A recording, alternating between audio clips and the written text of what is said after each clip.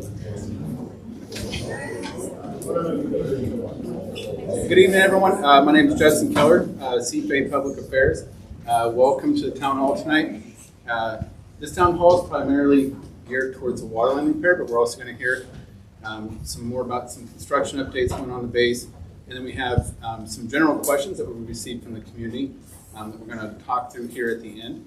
But to kick that all off, we have a presentation to kind of walk through the water line repair. So I'm going to turn it over to Captain Hopkins.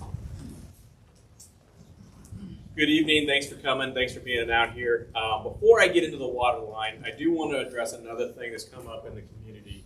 And it has to do with social media again, and it has to do with children, right? And so it's come to my attention that some people are putting pictures of other people's minor children onto social media in the purpose of, I can only guess, is vigilante justice and naming and shaming. And that's not okay. This month, May, is the month of operational security. We already have threats to our military families and their community, and we don't need to exacerbate that by people taking someone else's choice away of whether or not to post things on the social media, right? So that's prejudicial to good order and discipline. It is cyberbullying, and it will be dealt with accordingly, right? So I'm going to put that word out now that we won't tolerate that here at the command. And if you do see that, I ask that you help police that and remind people that that's not tolerated and needs to be taken down. Okay, with that.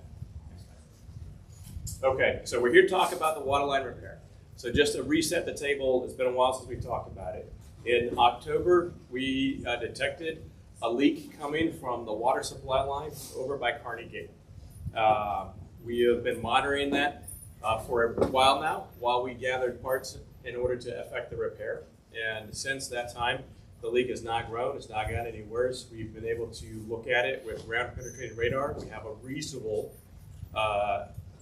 location of where we think the leak is actually located, and we've got a contractor on tap to go after this repair. In preparation for that, we're going to need to secure the water to the base. When I say secure the water supply coming in is going to be stopped while we make the repair for the safety of the workers, but we are going to retain water on base because we have water tanks and reservoirs that are going to continue to provide pressure to the homes and the businesses that are here. While we do that, in preparation for that, we are going to distribute bottled water, 1 case per person, starting the week of 11 June. That's all going to be located at Sanbon Tower. That is going to be our single distribution point. Show up with your government ID, and we will issue you a case of water.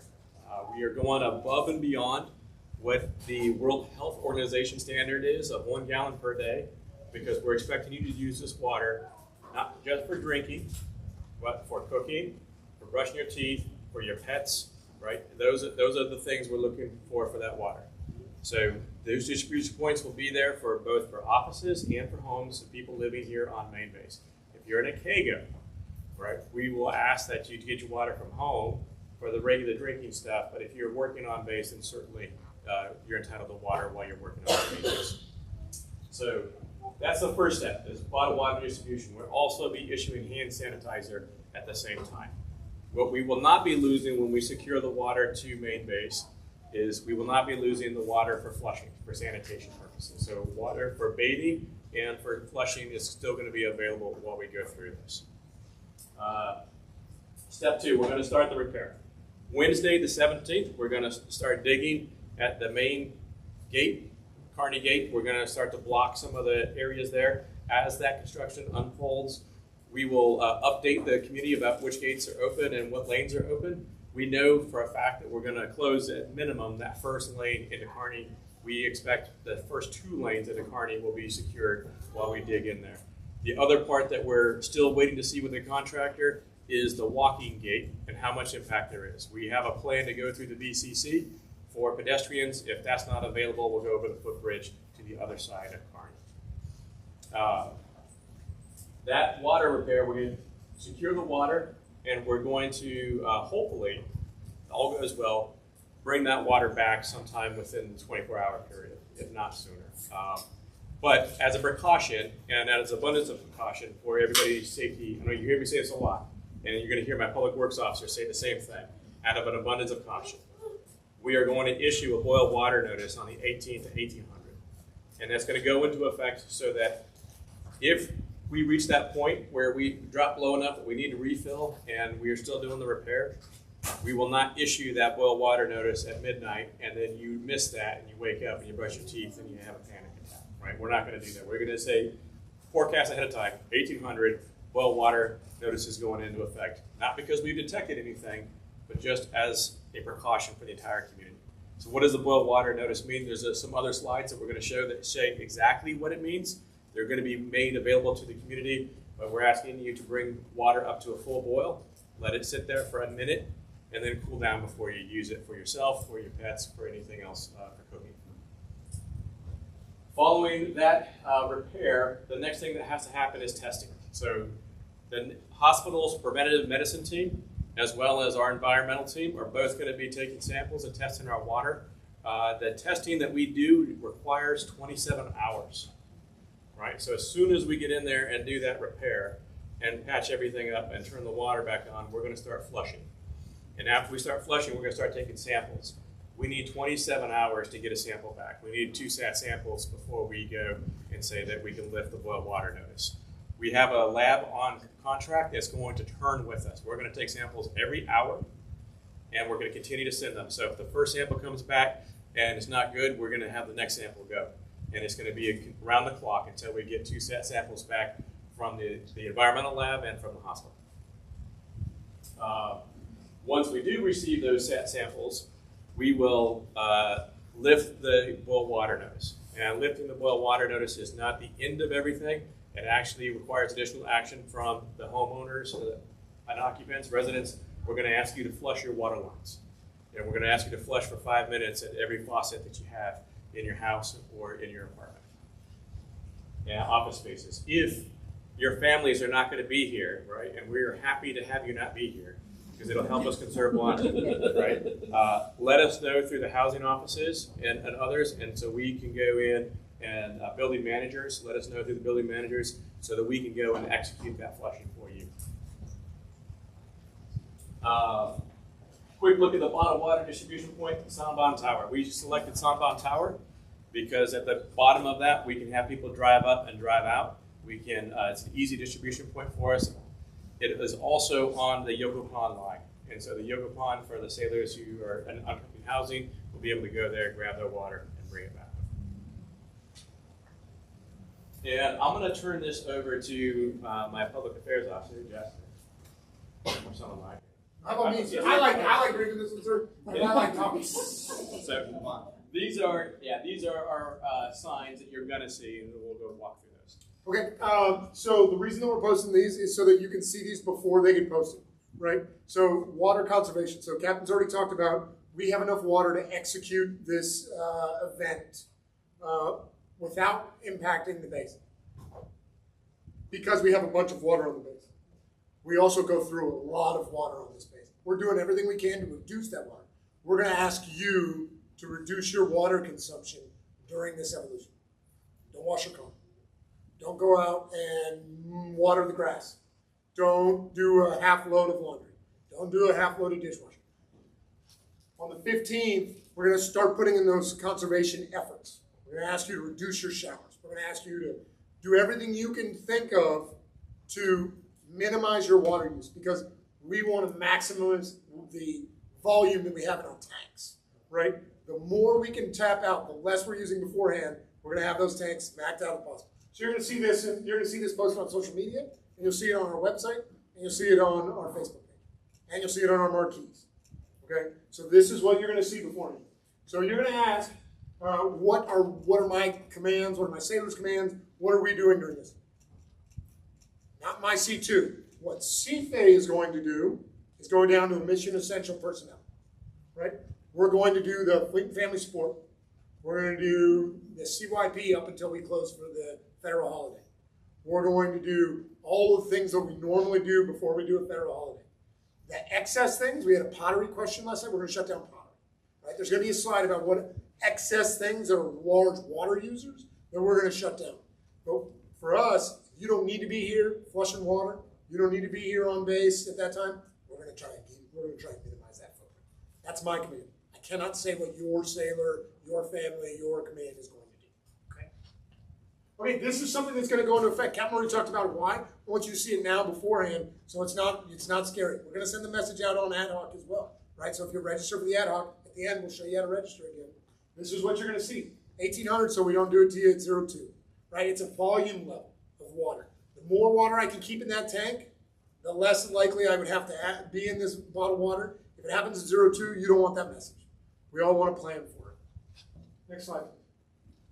This is the one we want. Once we get that op test sat, we're going to go ahead and push this out. Send it out via ad hoc. Probably won't send that out at 0.2, even if it comes out. Probably wait till 0.5. Right? So water services are restored. That's when you go through the flushing the captain's talk. Okay. Please. Okay. This is the things that CFA as a service provider is going to close. Eateries. So the only restaurant that we're going to keep open is the galley. A minimal water distribution for the sailors, right? So McDonald's, we're going to close it. The next food courts, we're going to close it. The O Club, A Club, Seaside Cafe, we're going to close those eateries down. This is only a CFA issue with the CFA water line. Yokosuka, Koskamo, all those eateries are unaffected. We're going to ask you to reduce eating here. So I don't think we can see in the back. Can you tell us the dates they're going to close? Yeah, absolutely. These are going to be closed, so it's going to start on the 17th. Okay? Start on the 17th and then run through the 22nd. 21st, excuse me, Sunday. Yeah. Operations normal on Monday. If this problem set goes through Monday, the problem set keeps going. We can't turn it off on Sunday. These things will be closed on Monday if we haven't affected the repair. There's no indication that we won't, but we're digging. There's going to be exploratory findings. Next slide. Okay, this, sir, is preparation. So, Memorial Day weekend. Yeah, I want you to. That's my first time. Commander Andy Cotterman, Public Works Officer here at CFA.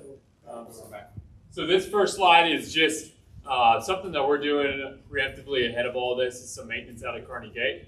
So this will impact traffic. Starts on the 22nd of May from 9 to noon. We're going to have Kearney Gate down to an one inbound lane. And then for the 23rd, 24th, it'll again be one single lane all day long. So that's Saturday, Sunday, Memorial Day weekend.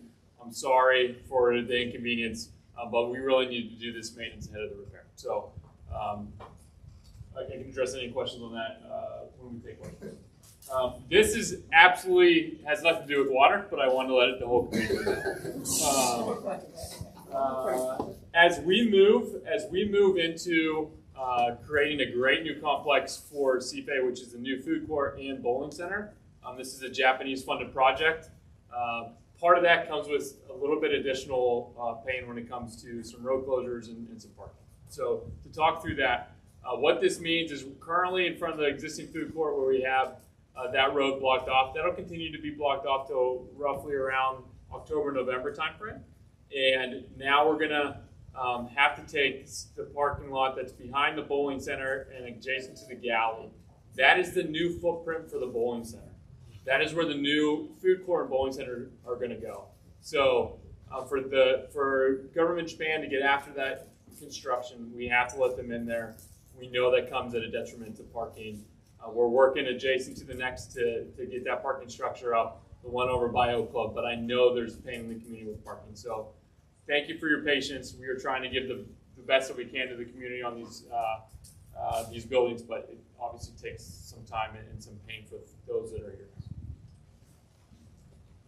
Okay, and so if there's nothing else that you take out of today about the water and everything, because we're going to hit you hard and fast with all this information about what's open, what's closed, right? The gyms are going to be open, the pools are going to be closed. We're going to keep the eateries closed, the chapel's going to be open, right? There's a lot of information. If this is all you take away from it, is to take the sheet of paper and these QR codes away, this is how to stay informed. We are going to update. We have a dedicated webpage just to this water and what we're doing with the water for the community.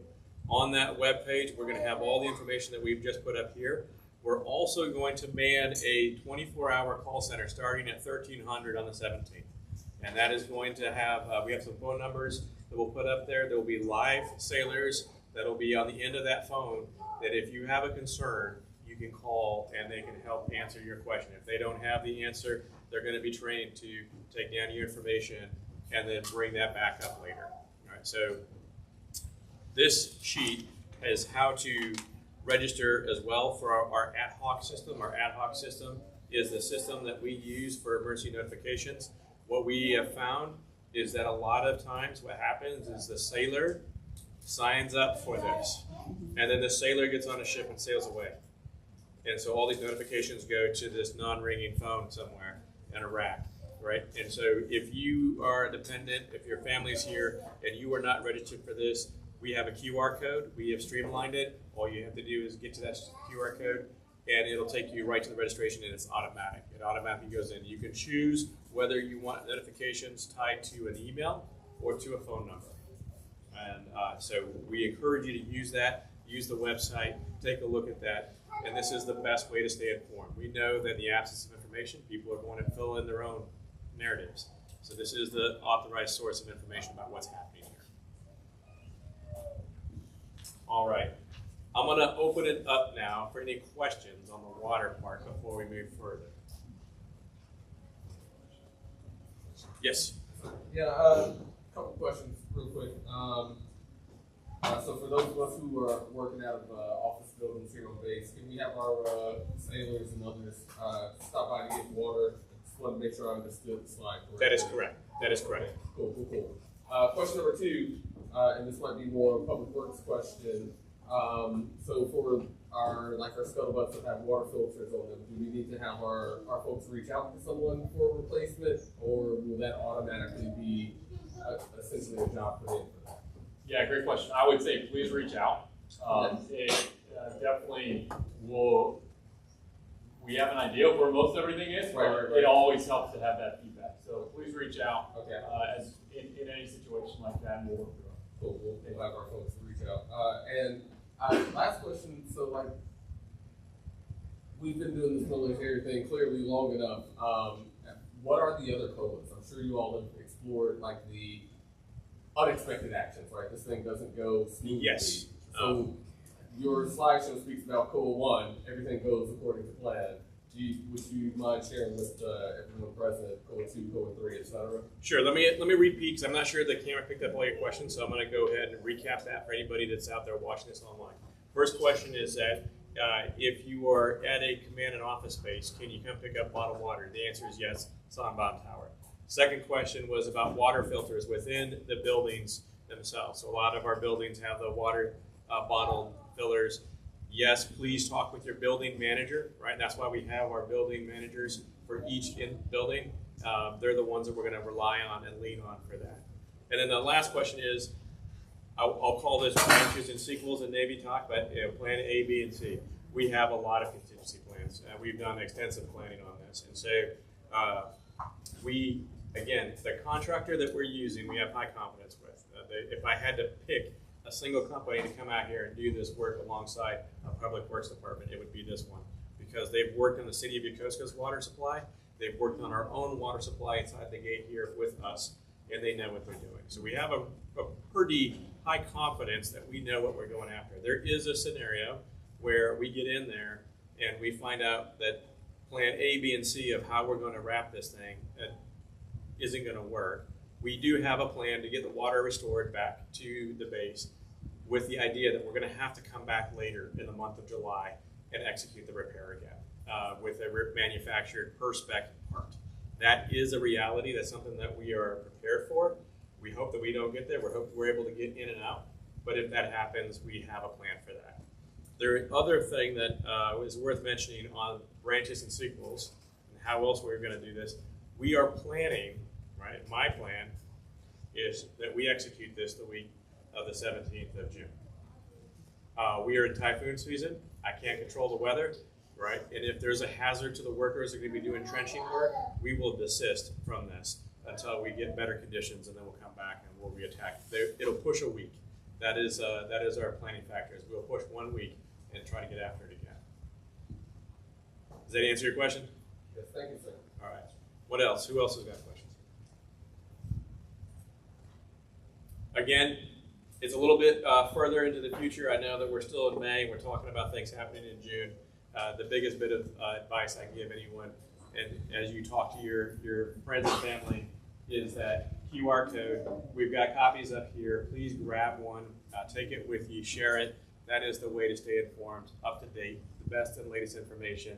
And there will be a call center. That call center serves two purposes. One, if you have something that's not answered on our website, we're going to be able to take that question down. To the community, you're our eyes and ears. So we are assuming that our water, we're able to reduce our water usage and we're able to maintain water pressure across our installation, right? And I say that because we have been studying it, we've been monitoring it, and we have fairly good confidence. But there may be something unusual that happens in your corner of the base that we're not paying attention to. So that call center is also an early warning for us. In the meantime, please notify us through housing, through public works. If you have an issue at your residence, at your place of work, if you notice the toilet that's running continuously, if you have a sink that's broken, please let us know about that ahead of time. We'll use this interval of time to go ahead and type things up and make sure that we have a sound water retention plan on base. I did not mention it at the start. I should have mentioned it. We also have dedicated water that is contracted and coming into the hospital. The hospital will remain supplied no matter what.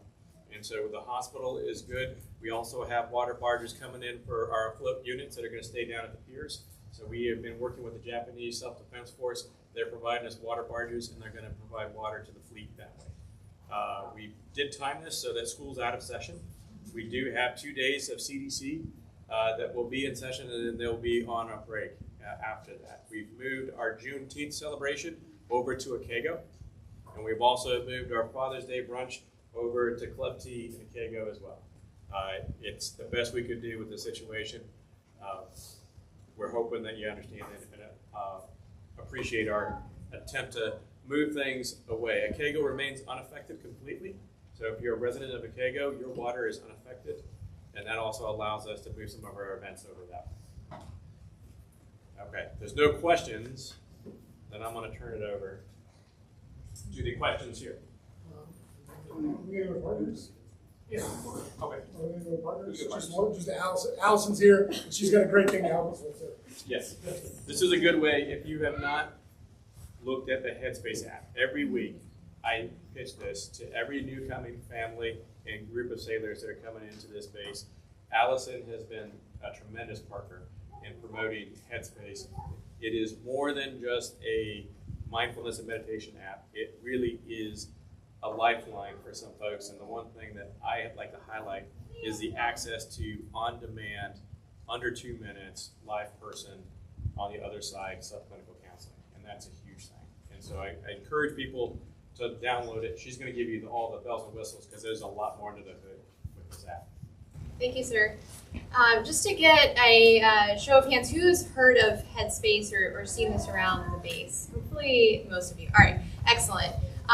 Just to give some reminders of all of the excellent content on here if you haven't heard, or a reminder if you have heard. So there is the free non-clinical coaching, which is an excellent resource. We've had some people ask about it, asking if it's just AI response because some apps, that's what it is. That's not what Headspace is. This is a real person who's going to give you helpful feedback to help you get through things that you're working through in your life, working towards your goals. In addition to that, there is a ton of interactive content on there to help make your life better. Everything from sleep to parenting to stress to physical fitness and mindful eating. If there's something that you think your life could be better in that area, Headspace has a resource for you. All you have to do is scan the QR code. So if you haven't taken that opportunity, please scan the QR code now. There's also QR codes located around the room, and I'm going to hand out a flyer for everyone today that I hope you will take and share as well. And then if you go to the next slide, something exciting for the month of May. It's actually Mental Health Awareness Month, so we are doing a challenge. There is a calendar of activities that we invite you to participate in throughout the month of May. And in addition to that, OpNav and Headspace are offering opportunities for people to be selected for a $25 gift card. So what you have to do for that is not only sign up for the Headspace app, but then you also have to sign up using this code, or on the sheet you can scan the QR code. Sign up for the challenge. You just put in your email address and you're automatically enrolled to potentially earn one of those $25 gift cards. And it's a good incentive to start using the Headspace app and all of the wonderful activities on there.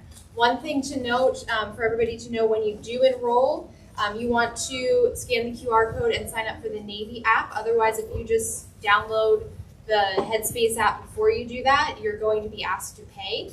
So you're saving, $100 by using this app through the Navy that has been provided. It is free for sailors and up to 5 of their loved ones. If you're here today and your sailor is out to sea somewhere, you can actually sign up using their DoD ID number, which is on the back of your card, and then you can create an account for them, and then create one for yourself, and then 4 more loved ones. If you've got kiddos, there's lots of great content on there. You can create an account for any children 13 and up. And if you have children younger than that, there's, again, a ton of stuff on there, lots of great sleep stories. My kids love the sleep stories. So highly encourage you to share that with family. So I'm gonna pass these out before you leave today. Please just go ahead and scan the code. Even if you don't wanna use it, scan it, because you never know, and you could share it with somebody who could really use it as well. Thanks. Now we're ready. Thank you, Dr. Conforti. So we have received a few questions, more general questions from online survey that we do before these town halls. The first one is: the barricades in front of Gridley Tunnel do not drain after rainstorms. These can be covered, like the ones in front of Kearney Pedestrian Gate to prevent, or can these be covered, like the ones in front of Kearney Pedestrian Gate to prevent mosquitoes from breeding? Great. So PW question, yes, absolutely yes. So we're gonna get those containers. If you haven't went through Gridley Tunnel, we've had to block it off, just the pedestrian traffic. We'll get those covered up with some wood and make sure that that's not a mosquito breeding ground. So appreciate the comment, and we'll get that fixed.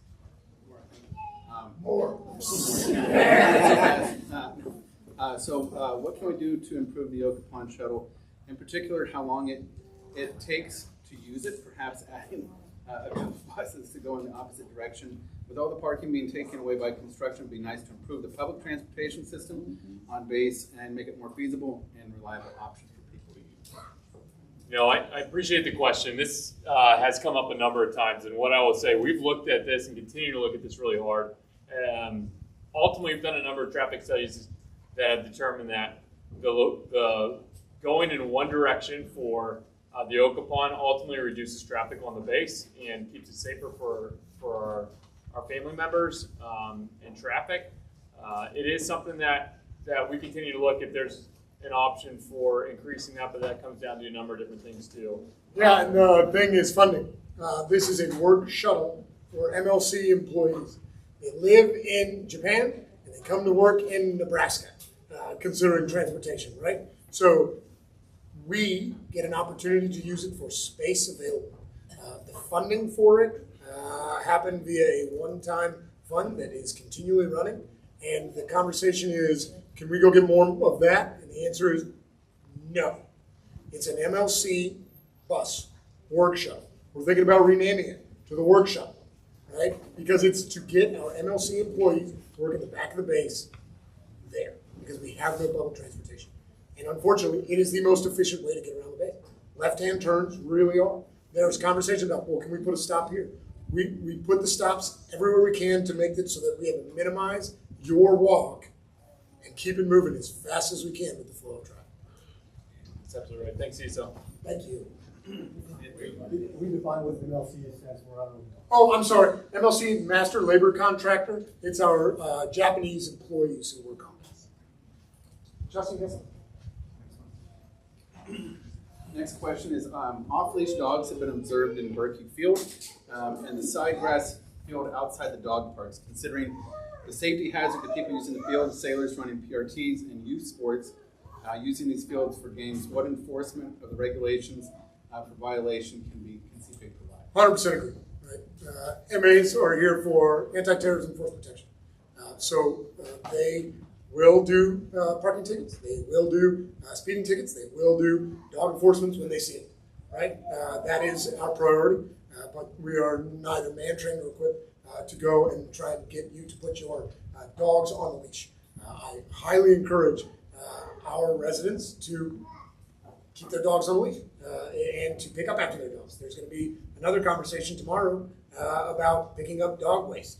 Right? We need you to pick up dog waste. If we cannot responsibly and safely manage dogs, the dogs are a wonderful privilege.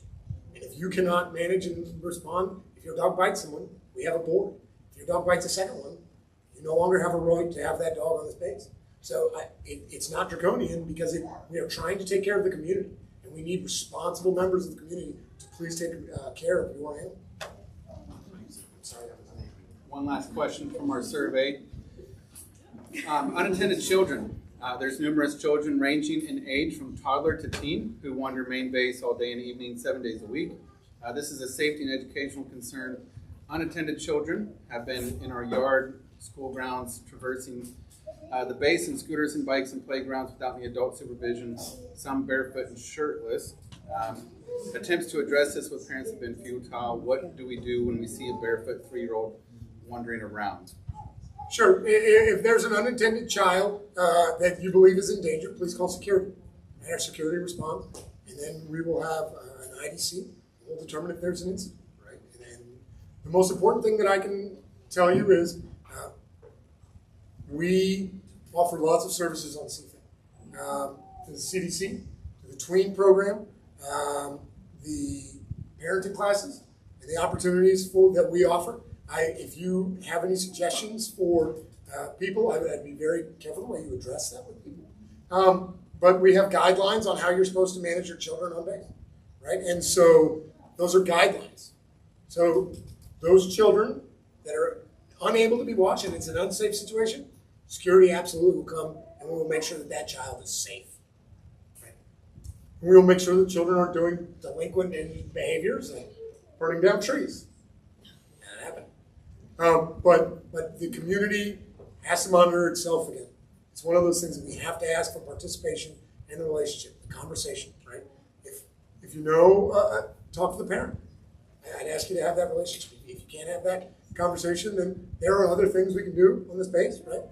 CAF boards, civilian administrative forum, where we can have a conversation as long as you are being safe and in the community. So appreciate the question. It's a tough problem set. There are lots of kids on this base. And we do our best to make sure that they have a safe environment to operate in, right? That's Captain's number one priority is safety and respect of our community. All right, thank you, sir. Open up for any more general questions.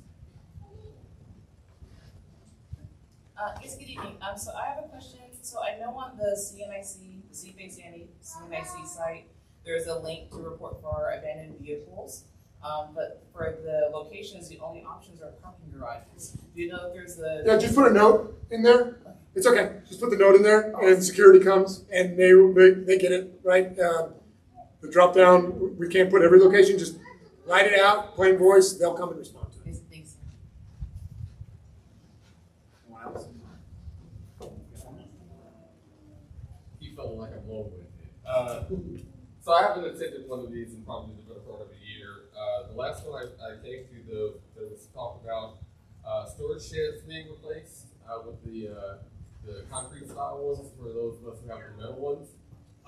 And my understanding was that should have already happened, and I haven't seen any movement on that. Can anybody speak to that, or am I crazy?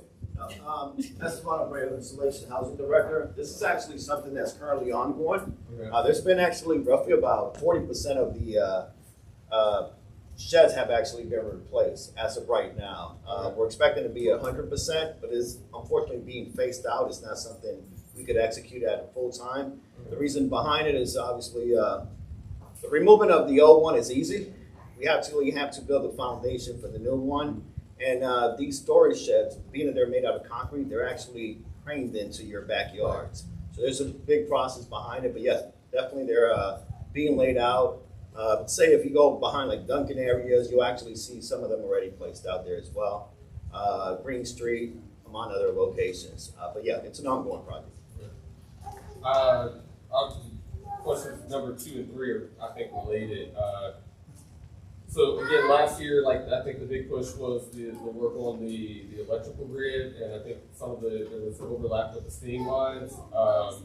Is that still ongoing? Because I noticed that the large generators that I don't think ever even used have been removed. So are we good to go, or do I gotta be concerned that I'm gonna lose power for a day or two again? Understood. First off, yes, you're right. The generators are gone, and the reason that they're gone is we've put in a number of repairs in place to mitigate the reasons why those generators were there to begin with. We ultimately replaced a number of electrical feeders, specifically focused in our housing area. That was the area where we had a significant impact last February. So that is in place. What I will tell you is we are continuing to improve the base, and that comes in a phased program whenever I can get enough money from CNIC to continue to fund this. But we are doing the priority areas that we see as risk and are continuing to deliberately work through that process. We've got right now we've worked through and just designed a $40 million project to go and replace some additional electrical cables, and it's just going to keep feeding off of that. So what I would say is if you do experience something in your home, please report that to the PWD line. If you can't find that, please make sure you contact someone in chain of command or contact me, please, and we'll address that. But our priority is safety, just like water, and the electrical feeder is one that obviously impacts everyone. Yeah, and the electrical feeder, Gridley Tunnel is closed because of it, right? So what they did was they essentially installed a new line and got it through. The answer is he's spending the easy money to fix the little things and the connections, and so he's got much more redundancy, right? So what happened when we had the major issue was we had been fighting those gremlins for a while, and we had lost that redundancy. So he built back the redundancy, hence the generators could go away. But we're about a $200 million project from getting the fix in, so that's going to take a long time. Is there a second question? Thank you, sir. Any other questions? All right. Well, out of respect for your time, we'll let you go. I thank you again for turning out. I thank you for being partners with the community here. We appreciate your voices. We appreciate your time. And I want to make sure that if you didn't grab one already, please grab these QR codes up here. There's a lot of information. And that is the best way to stay informed with us as we march towards this repair on the water line. But as also our other events. The one thing that I will say that we didn't speak about a whole lot here is that our social media is reduced, and that is by direction. And so a lot of the events that we are doing, MWR is still doing events. They're doing awesome work, but we're doing a lot less marketing for that because we're directed to do so. So with that being said, please look at the Ahoy magazine. That's the magazine that the MWR pushes out. Check out the My CFA Weekly. The information about the free movies. There's a free movie coming up this Saturday. Jack Ryan, Reacher. It's a Jack something. He does cool kung fu moves. I don't know which one it is, but it's Saturday and it's at the Benny Decker Theater and it's free and it's an advanced screening, right? Am I get that right, Momo? Okay. Check it down. Check it with Momo over here. But please take a look at those social medias. That's the spot where you're going to get the information about the special events. The other thing that I will put out, it's a little bit early, but this is the 250th birthday of our nation coming up on the 4th of July. We are going to extend to our Japanese master labor contractors, MLCs, the same privilege that we give them at Halloween to invite some of their family on board. So we're going to let them bring six guests like we did before. This is in part because we have not been able to do an open base event. We have not been able to do a Friendship Day or a Spring Fest. And so look for that guidance coming out to all the commands. We'll push that out. What we'll ask is that you submit that early so that our security team has a chance to process those requests and that we have a chance to vet everybody properly and have a safe, wonderful 4th of July event. Thank you for your time. Have a great night.